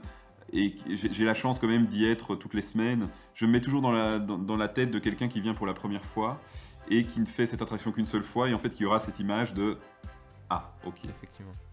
Bon, après, cette personne aura sans doute moins d'attente que moi. Mais Effectivement. Voilà, installer un Groom du coup sur cette porte ou éviter de bloquer bien évidemment cette porte avec un cendrier. ouais. Enfin voilà pour la turbine. Je sais pas si t'as autre chose à dire. Non, Ou alors on non, avance. je pense qu'on a fait le tour, mais ça fait plaisir en tout cas de voir que Walibi soigne en tout cas ses anciennes attractions. Ça reste une attraction phare, hein, Turbine. Bah oui, et moi, Turbine et celle dont on va parler maintenant, Flashback, ça fait partie vraiment de mes attractions favorites à Walibi, mais je pouvais plus les voir dans leur thème ancien. Alors, c'était plus possible, quoi. alors tu ne pouvais plus les voir, ça veut dire qu'ils ont changé de thématique ou... Ben, moi, j'ai jamais été le défenseur des WAV et des Skunks d'une part, Ah. et puis d'autre part, la décoration, et surtout sur Flashback, avait pris un de ses coups, c'était vraiment... c'était compliqué, quoi. Et Alors, donc moi, j'avais j'ai du mal J'ai pas à... fait flashback, vas-y. excuse-moi, j'ai pas fait Non, non, flashback. t'inquiète. Je vais te laisser effectivement parler du flashback et de ton ressenti en tout cas sur cette rethématisation. Mais en fait, Flashback, il faut pas s'attendre, parce que j'ai vu aussi dans les commentaires sur la page Walibi Report des gens qui ont été un peu déçus. Il fallait pas, et moi j'étais pas parti dans cette optique-là, il fallait pas s'attendre à un réel changement de storyline avec limite des animatroniques sur le parcours. Tu vois, j'exagère le trait, mais il faut juste s'attendre à un relift, mais de qualité, je trouve. Donc à l'intérieur, il n'y a absolument rien qui a changé. Donc on a toujours les mêmes lumières dans le premier tunnel, les LED sur le lift, sur le premier lift. On n'a toujours pas, je me dis peut-être que ça viendra d'ici l'été, mais les effets de brume ou quoi ne sont toujours pas activés dans les différents bâtiments. Ça, j'y ai pensé ça, et j'avais vu sur, effectivement, à l'extérieur, j'ai quand même regardé un petit peu l'attraction, comment elle fonctionnait, etc., à défaut de pouvoir y embarquer. Mais ces effets de brume m'ont beaucoup marqué, en tout cas par le passé sur Flashback, et c'est vrai que c'est dommage de ne pas les revoir. Et je crois qu'il y a encore des effets qui ne fonctionnent plus, certains systèmes de poulies ou de balanciers qui étaient Oui, au-dessus des oui, oui. bâtiments qui ne fonctionnent Oui, toujours tout à pas. fait. Maintenant, je me dis peut-être que ça reviendra. Mais déjà, rien que dans l'aspect extérieur, on a affaire maintenant à une vraie usine et plus un truc multicolore sans vraiment de dégueulasse. sens. Et moi, je me dis, en plus, c'est malin. Je sais pas si c'est fait exprès, hein, mais le thème est malin parce que on sait qu'une attraction aquatique et on sait à Walibi avec le problème de gestion de l'eau, c'est compliqué. On sait que ça va prendre un coup avec de la verdure qui va arriver, de la rouille. Et en fait, là, on se dit, ça ne renforcera que le thème. Donc, Ok. en vrai, même quand elle va vieillir dans ce thème-là, on aura un effet supplémentaire, j'ai envie de dire. Ok. Je sais pas si tu vois les choses comme moi, Non, mais c'est très clair. Bon, c'est pas forcément ma vision des choses premières. Hein. Moi, j'aime bien quand tout soit nickel dès le début Ouais, et que ça y reste. Mais oui, bon, cette justification trouve son sens. J'ai pas de- bon, je sais pas si ça a été pensé comme ça, hein, mais moi je me dis... parce que tu vois, moi, quand j'avais vu les photos de chantier, j'étais assez sceptique sur le turquoise là, qui est employé partout. C'est vrai. Je m'étais dit quand même c'est dommage qu'on ne fasse pas soit les piliers, soit autre chose d'une autre couleur. Et en fait, globalement, j'ai été assez satisfait du résultat parce que ça contrebalance un peu, évidemment, effectivement, pardon, toutes les zones qui sont en effet rouille et qui sont peut-être un peu trop dans le délabré, entre guillemets, hein, délabré voulu. Là, il y a ce turquoise qui pète un peu. Et puis je me dis, il va prendre une certaine patine au fur et à mesure du temps, et donc c'est pas plus mal, finalement, de l'avoir mis en flashy dès le début. D'accord. Non, Voilà. j'ai pas suffisamment observé l'attraction pour la juger. Ok. Et puis c'est quand même une attraction qui a 30 ans, hein, cette année. C'est vrai. Donc, C'est vrai. Et est-ce qu'ils ont conservé toujours là, ces petites pancartes avec la storyline de machine à rajeunissement qui était Flashback? C'est vrai que c'est une storyline qui est très méconnue, hein, mais elle en a bien une. Ouais. Je vais pas pouvoir te répondre parce que j'ai pas fait la file classique. Donc, Ah ouais. Enfin non, je suis passé par la file classique, mais il y avait personne. Donc la petite barrière qui est au niveau du départ était ouverte. Donc j'avoue que j'ai pas été un très bon reporter sur ce coup-là. J'ai pas fait le tour. Et t'as pas fait grand-chose, il y avait encore les props, tu sais, dans la cage avec, je crois, il y a un ordinateur. Non plus, là-dedans. non plus, mais ça viendra. Ok. Par contre, ils ont repeint effectivement l'intérieur et je sais pas si tu t'en souviens, mais il y avait le recyclator où en fait pendaient à l'époque des souvenirs ouais, et notamment des souvenirs des visiteurs. Alors il y a toujours rien qui pend, mais tout ça a été repeint. Ah, je savais pas que c'était des objets perdus. Et si, il y avait même une peluche de Walibi, il y avait des trucs très sympas qui Énorme. tombaient quoi. Ouais, enfin qui pendaient plutôt. Mais voilà pour le Flash. Je sais pas si tu as d'autres choses à dire. Et ça aussi, je trouve que on a tendance à critiquer parfois sur la variété des rides, mais on a quand même un flume incroyable avec cette double chute, avec une chute arrière. En fait, l'attraction se suffit à elle-même. C'est pour ça que je dis, il faut pas trop s'attendre à une révolution dans la rethématisation.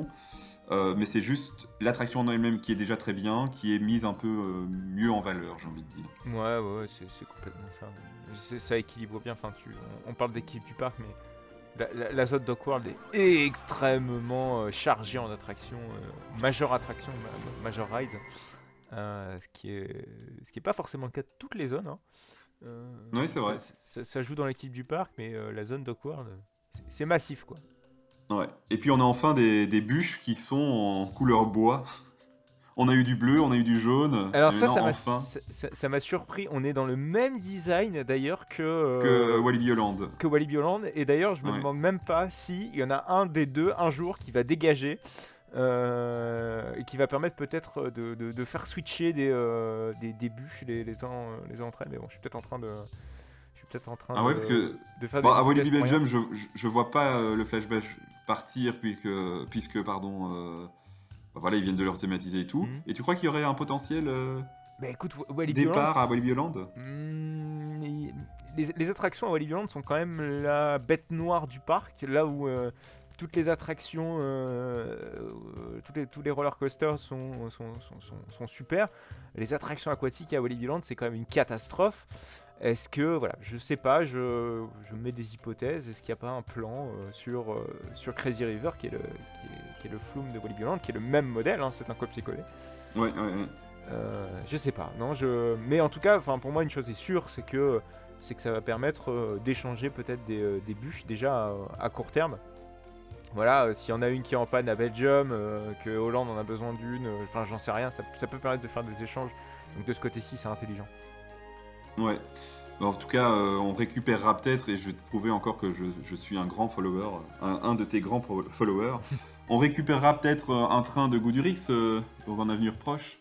Peut-être. Tu évoquais ça, hein, que effectivement ces trains-là pouvaient être. C'est pas un mauvais achat de la CDA, quoi. C'est un Même mauvais achat purement confort, mais d'un point de vue technique, il y a quand même de la réflexion derrière. Faut pas l'oublier. Ouais. Alors, on a déjà parlé de tous en boîte, donc on va pas y revenir. Enfin, je crois que ça n'a pas beaucoup d'intérêt. La seule chose, en préparant le podcast, j'étais persuadé que c'était des tasses Mac, mais en fait, non, pas du tout. C'est Chains Morgan. Ah ouais, ok, surpris. Ouais, moi aussi. Après, peut-être que ma source est mauvaise. Hein. J'ai cherché sur Internet, donc j'ai pas fait une grande étude. Mais... Je te le confirme, d'un point de vue technique, les Macs sont assez particuliers, sont reconnaissables visuellement. Là, c'est vrai que c'est beaucoup plus petit, beaucoup plus condensé, donc ça m'étonne pas que ce soit un autre constructeur. Je n'aurais jamais sorti Chance Ride, enfin j'aurais jamais mis un Pecno sur ce constructeur, mais effectivement c'est pas un Mac, ça c'est certain. Voilà, ok. Puis Stormy peut-être, on va pas passer 3 heures dessus, mais très très belle rethématisation, hein, Oui, Stormy, les Dragon Boat. Très très très très belle.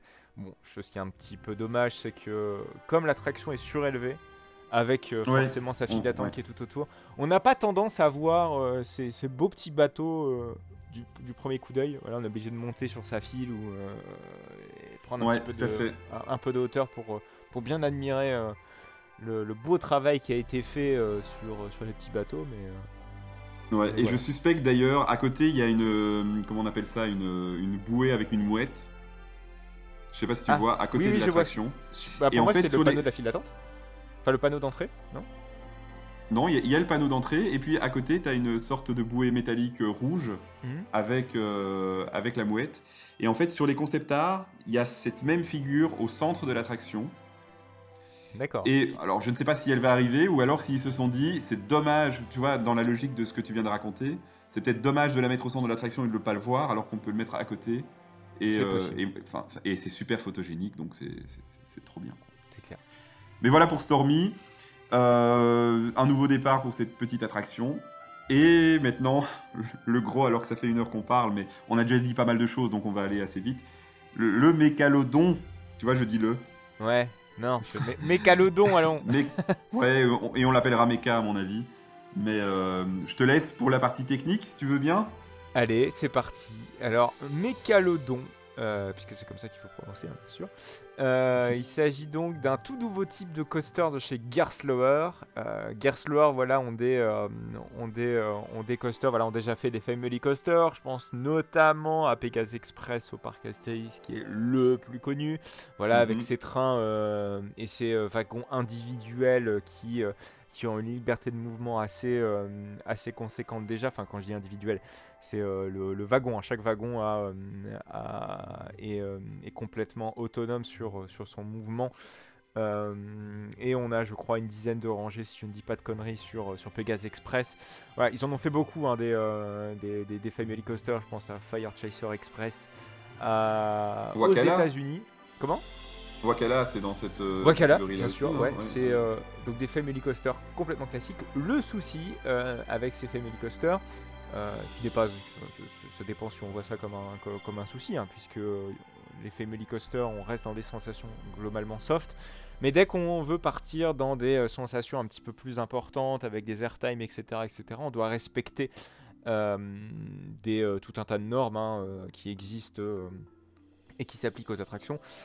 Si on veut partir sur des airtime plus puissants, ce qui est le cas de Mécalodon, ce n'était pas possible avec ce type de véhicule, puisque la classe de la barre était de mémoire de classe 2 ou de classe 3. On a différentes classifications de retenue qui existent dans les roller coasters.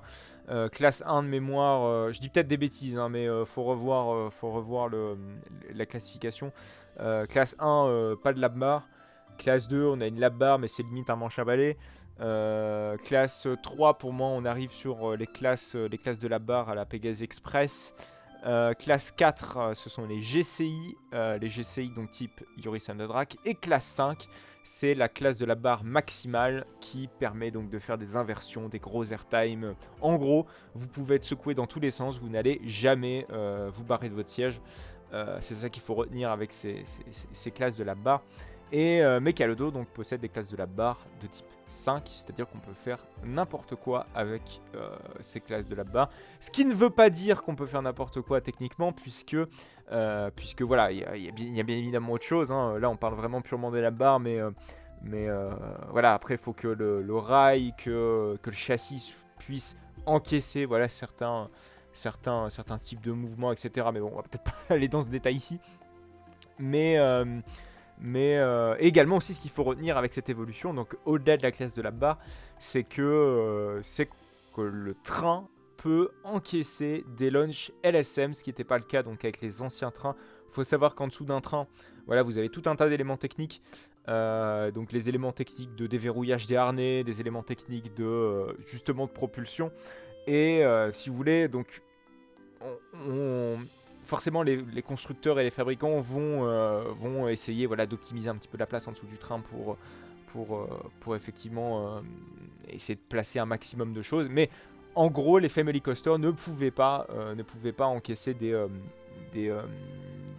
launchs LSM. Ils pouvaient encaisser des launchs à pneus, mais pas des launchs LSM. Donc, en changeant de train, en changeant de configuration, en changeant également d'entrevoie, ça a permis à Gerstlauer en tout cas donc de revoir sa copie et de pouvoir encaisser ses freins magnétiques, ses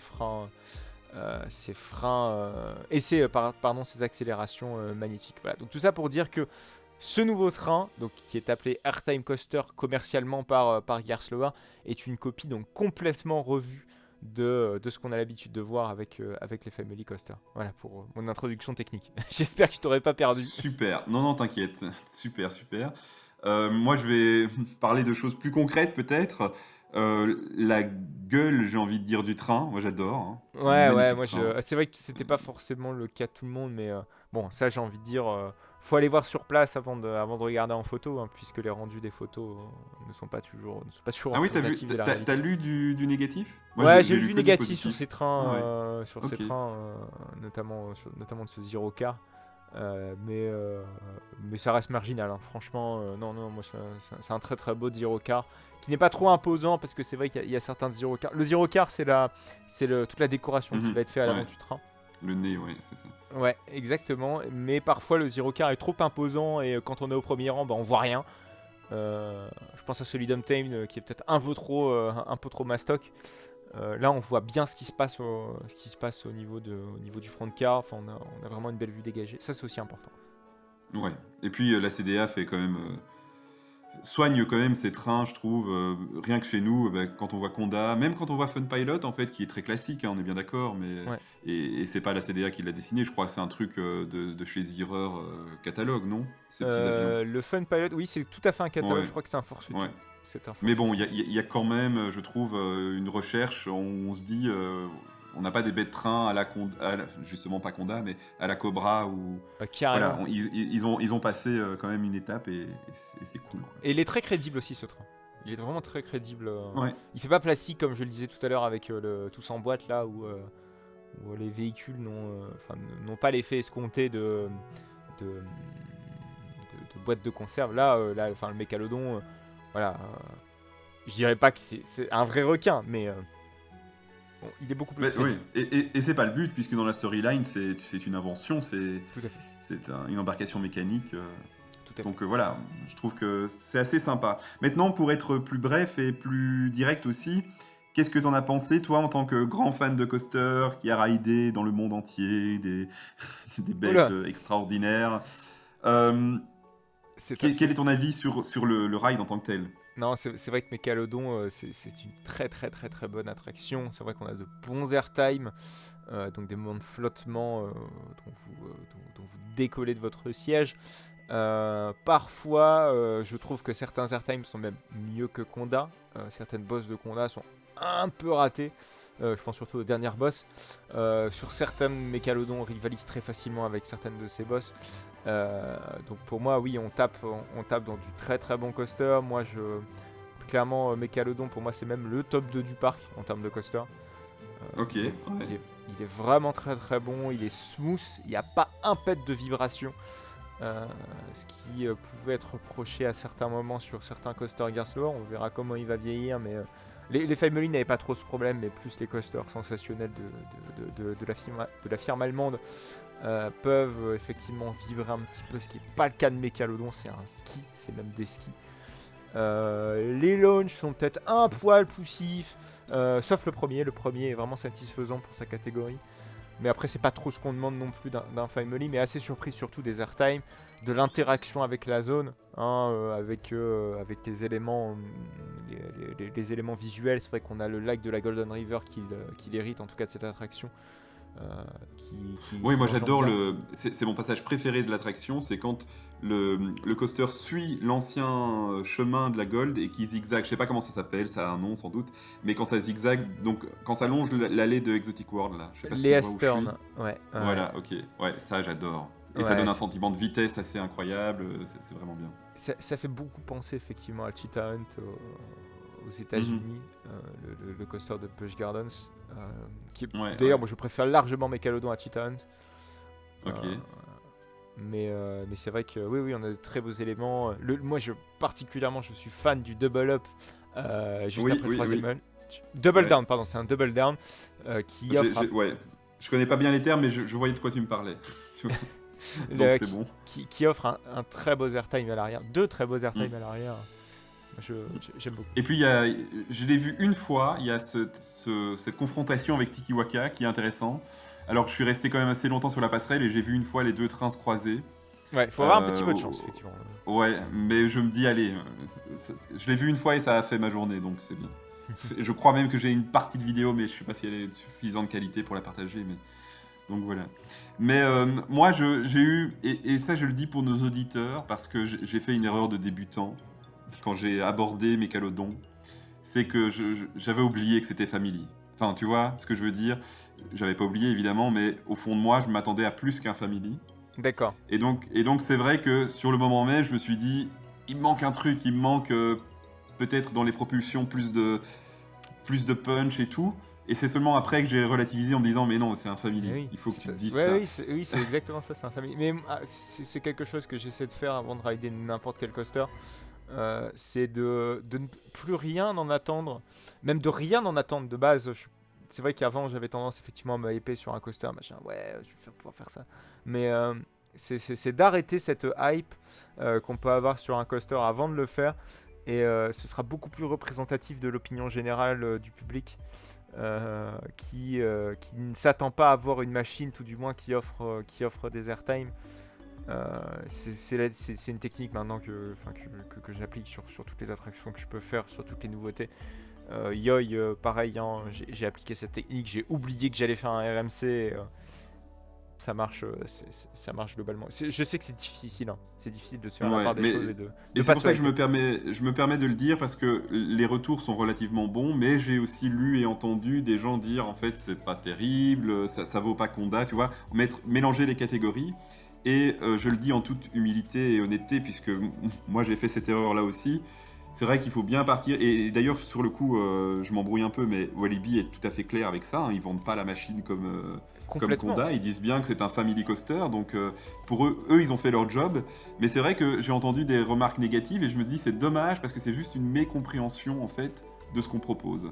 Après, c'est assez prétentieux quand même ce que je dis là, parce que je me dis de pas de me hyper, mais moi-même je transmets un peu cette hype dans mon contenu que je peux produire de temps en temps, donc c'est vrai que c'est compliqué de pas se hyper quand on a une bonne communication derrière, et quand je dis bonne communication de la part du parc, hein, et de la part forcément des personnes qui vont créer du contenu sur les nouveautés en amont même que les nouveautés ouvrent. Donc c'est vrai que c'est un risque, de se sur-hyper, mais j'ai envie de dire c'est le jeu, quoi, c'est le jeu. Ouais, voilà. Bon, je crois qu'on a fait le tour de Dock World. Qu'est-ce que t'en penses? T'as d'autres choses à ajouter? Non, c'est vrai que Mécalodon, ça reste la star du parc, là. On est clairement sur un bon coaster, un bon long coaster. Oui, ça aussi, c'est vrai que pour le coup, on en a pour notre argent, entre guillemets. On fait la file, mais clair. quand on est dedans, on en profite, quoi. Et c'est vrai qu'on C'est assez long. on n'a pas parlé de quelque chose qui est peut-être ultra important dans la stratégie de développement de Walibi. C'est la capacité de l'attraction, du débit de l'attraction.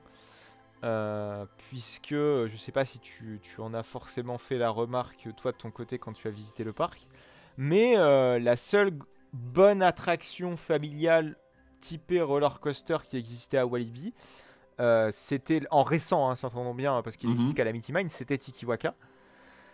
Tiki Waka, on sait ce que ça donne en termes de débit. C'est extrêmement pourri puisqu'on est sur des petits véhicules de 4 personnes, et il manquait effectivement cette attraction à Walibi de moderne qui puisse aspirer un peu du débit de Tiki Waka, et je pense que Mécalodon remplit largement ce rôle, puisque hier j'ai pu voir que j'ai vite fait checker les temps d'attente. Mécalodon avait un temps d'attente plus important que Tiki Waka, et Tiki Waka n'était plus l'attraction avec le temps d'attente le plus élevé du parc, alors que allez 90% du temps auparavant, Tiki Waka était l'attraction avec le plus haut temps d'attente du parc. Et je pense qu'on arrive sur une mission qui est réussie, c'est de désengorger un petit peu Tiki Waka qui était tout le temps saturé. Et très vite, quoi. Nous, c'est vrai que quand on voulait la faire, on la faisait à 10h le matin et puis c'était fini. C'était fini pour la journée, quoi. Donc, ouais, t'as raison. Voilà, donc c'est bon, on n'a plus rien à dire sur The World. Mais je pense qu'on a fait carrément le tour. On pourrait encore continuer, mais c'est vrai, on va se réserver ça pour les prochains. Et d'ailleurs, je te propose même, tu vas me dire que tu me suis, mais on va skipper les Speedy Actu pour aujourd'hui. Ça fera l'objet, je crois, d'un autre podcast, parce que sinon on est reparti. Il y a quand même pas mal de choses à dire avec les 50 ans du parc, avec plein de choses qui ont changé dans le parc, et donc on va pas se perdre. Juste, il y a une Speedy Actu que je retiens, parce que je leur fais un clin d'œil. J'imagine que tu l'as écouté. Walibi a lancé lui-même son propre podcast. C'est vrai. Tu l'as écouté ? C'est vrai, effectivement. Oui, j'ai même regardé le podcast. Ah oui, c'est vrai qu'il est sur YouTube aussi, ouais. On a aussi une version imagée, même pas imagée, on a une version en tout cas vidéo sur YouTube de très très très très bonne qualité. Mais, ouais, tout à fait. Je pense que... Ouais, et en plus avec de très bonnes informations qui en sont données, complètement inédites. Un super invité, Dominique Fallon, donc, qui était là à l'origine, et donc on apprend plein de choses, effectivement. Donc n'hésitez pas à aller l'écouter. Alors, c'est un peu prétentieux de ma part de faire de la pub pour le podcast du parc, parce que, à mon avis, j'en ai plus besoin qu'eux, mais voilà, je tenais à dire que c'était sympa, et apparemment, on en aura d'autres qui vont arriver pendant cette année des 50 ans. Donc, a priori, pas tous les 2 mois ou par mois, je crois. Ouais. Mais on en aura, oui, effectivement, toute l'année, ça s'apprécie.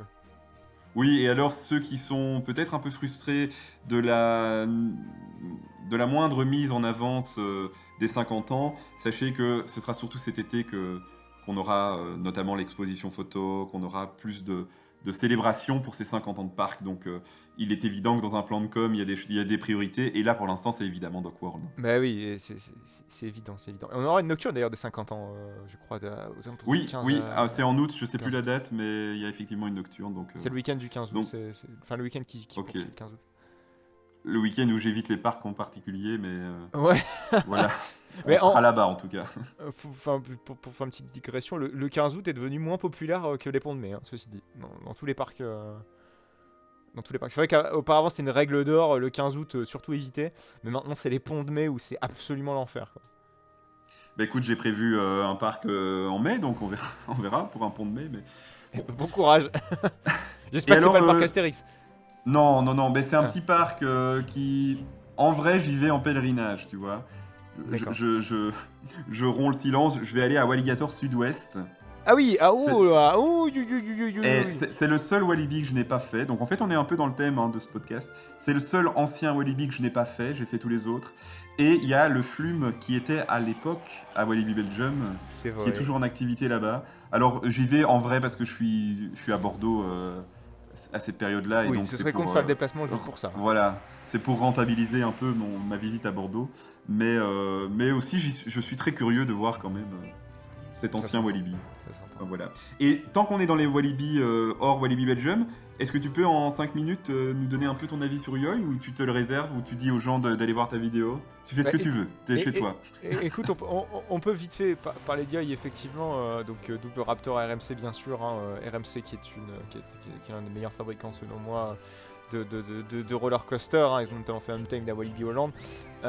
Donc c'est le 2 RMC, en tout cas, qui ont été ajoutés à Walibi Holland, qui est pour moi une excellente nouveauté, qui n'est effectivement pas aussi sensationnelle comme Tane, mais effectivement on a donc 2 parcours, un qui est nommé Chill et l'autre Thrill. Ne vous fiez pas au nom de Chill et Thrill, mais en tout cas j'ai un avis assez tranché sur la question, et vous pourrez aller voir et vous pourrez donc aller voir tout ça sur la vidéo effectivement que j'ai créée pour l'occasion, pour la préouverture de Yoy, puisque j'ai eu la chance effectivement de faire Yoy en avant-première. Voilà. Donc sans donner trop mon avis, vous irez voir ce que j'ai pu faire là-bas à Walibi. Eh bien, merci à toi. On va passer à la conclusion. Walibi Bibi, j'en suis Baba. Avant de vous quitter, petit retour sur le sondage du dernier épisode. Alors, on sait qu'on est en terrain conquis, mais j'avais posé la question suite à Walibi Winter. À votre avis, quel était le parc parmi quelques propositions à ne pas manquer pour Noël? Et 60% des votants ont choisi Walibi. Quelle Évidemment, surprise, franchement. On disait en terrain conquis. Par contre, la suite me pose quand même question. Il y a 25% qui a voté pour Fantasyland. Oui, ok. 10% pour le parc Astérix. Et seulement 5% pour Disneyland Paris. Voilà, alors peut-être que ça fait partie de la... Comment dire, du type de follower que Walibi Report a. Mais c'est pas Disney en tout cas qui est au devant de la scène. Et vite fait ton avis, toi, entre Walibi, Fantasyland, Parc Astérix et Disneyland pour Noël, tu choisis? Moi, de manière très objective, Fantasyland, qui propose un très chouette événement hivernal avec beaucoup de choses à faire sur tous les plans, sur le plan de la restauration aussi, non seulement sur les attractions, les nocturnes, etc. Effectivement, Walibi, je l'aurais peut-être mis en second, les Walibi Winter. Parce qu'il a quand même beaucoup de choses à proposer, et la capacité du parc reste très bonne à Walibi Winter, ce qui n'était pas le cas forcément de la première saison. Oui, puisqu'on a les 2 trains de Conda déjà depuis cette saison. Oui, tout tournait à très bonne capa. Et Parc Astérix et Disney, je dirais que c'est les deux catastrophes. Donc pour moi ça me paraît cohérent. Moi, j'aurais juste inversé Fantasyland et Walibi. Ok, moi je pensais que quand même Disney gardait ce capital un peu propriété de la magie, là tu vois, pour les gens de manière générale, mais non, et tant mieux. Voilà. Le souci c'est que voilà, ils proposent jamais rien de nouveau. neuf, Non, et je pense que ça se retranscrit effectivement dans ton sondage. Et Parc Astérix, pour moi le souci c'est la capa du parc qui non seulement fonctionne à moitié, il y a 2 spectacles par différents, alors qu'il en propose au moins 6-7 de différents par jour en journée classique. Enfin vraiment le parc Astérix fait une très mauvaise gestion sur chaque saison même, soyons clairs, de leur saison d'hiver Noël gaulois. Ouais. Et pour ce podcast comme question, et je sais déjà plus ou moins les réponses, mais bon, bref... Quoique, on peut être surpris. On va rebondir sur le changement ou le retour du nom de la turbine, et je vais demander à nos auditeurs de nous dire quel est pour eux le nom ultime de cette attraction. Est-ce que ce sera toujours pour eux Sirocco, toujours Turbine ou toujours Psyché Underground? On verra finalement ce qui garde la sympathie du public. Et ils doivent cliquer où alors nos podcasters là pour... Eh bien c'est un sondage sur Spotify, donc ce sera... à la suite du podcast sur Spotify. Donc tous les autres, allez bien sûr sur Spotify. Bah oui, bien sûr. Et n'hésitez pas à nous mettre des étoiles pour le référencement, tout ça c'est toujours utile. Bon, on va se quitter là-dessus, Jean-Yop. Est-ce que tu peux quand même, puisque moi je viens de faire un peu ma pub, nous rappeler vite fait où on peut te retrouver et où on peut aller cliquer sur les pouces? Effectivement, alors soit sur YouTube qui est donc mon réseau principal, vous pouvez retrouver effectivement les Trip Park Nautique qui est la série dans lequel effectivement je visite des parcs et j'analyse en profondeur en tout cas mes visites. Je vais bientôt faire des parcs finlandais, notamment Linatmaki et Sarkanemi, Donc deux parcs un peu méconnus finalement de nos contrées françaises, mais qui se méritent tout du moins d'y être attardés. J'y suis déjà allé, mais des vidéos vont notamment arriver sur Flamingoland, un parc au UK, et Blackpool Pleasure Beach, qui n'est pas si inconnu que ça, avec des rides Comme assez Sick, non, c'est là hein, qui a ce truc. Ouais, c'est ça, il y a Sick. Ouais. Le 10 Inversion in Tamin, avec des lap-bars. Et voilà, vous pouvez également retrouver une série sur Flight Coaster 2. Voilà, tout ça se passe sur mon compte YouTube. Et ensuite, vous pouvez aller voir également sur Instagram, où je poste des stories un petit peu plus exclusives pour le coup. Et beaucoup plus avec des réactions à chaud. Des contenus inédits. Hein. C'est vrai que j'ai pu visiter une exposition sur Melly Park hier, à l'heure où on tourne ce podcast. Et vous avez pu voir notamment des petits animatroniques d'Apirama dans mes stories. Donc de temps en temps j'y poste du contenu inédit en story sur Insta. Super. Encore 1000 merci d'avoir, justement puisqu'on parlait de timing d'enregistrement, merci d'avoir consacré ton dimanche matin à Walibi Report. Merci à toi aussi. Et d'habitude, bon voilà, c'est pas grave si tu ne le fais pas, mais si tu as déjà écouté des podcasts, on termine par une pub un peu vintage d'habitude pour se souvenir de certaines choses. Et là, moi, j'avais envie de nous quitter sur le thème de Mécalodon, parce que j'en suis complètement fan et je crois que ce sera bien à propos.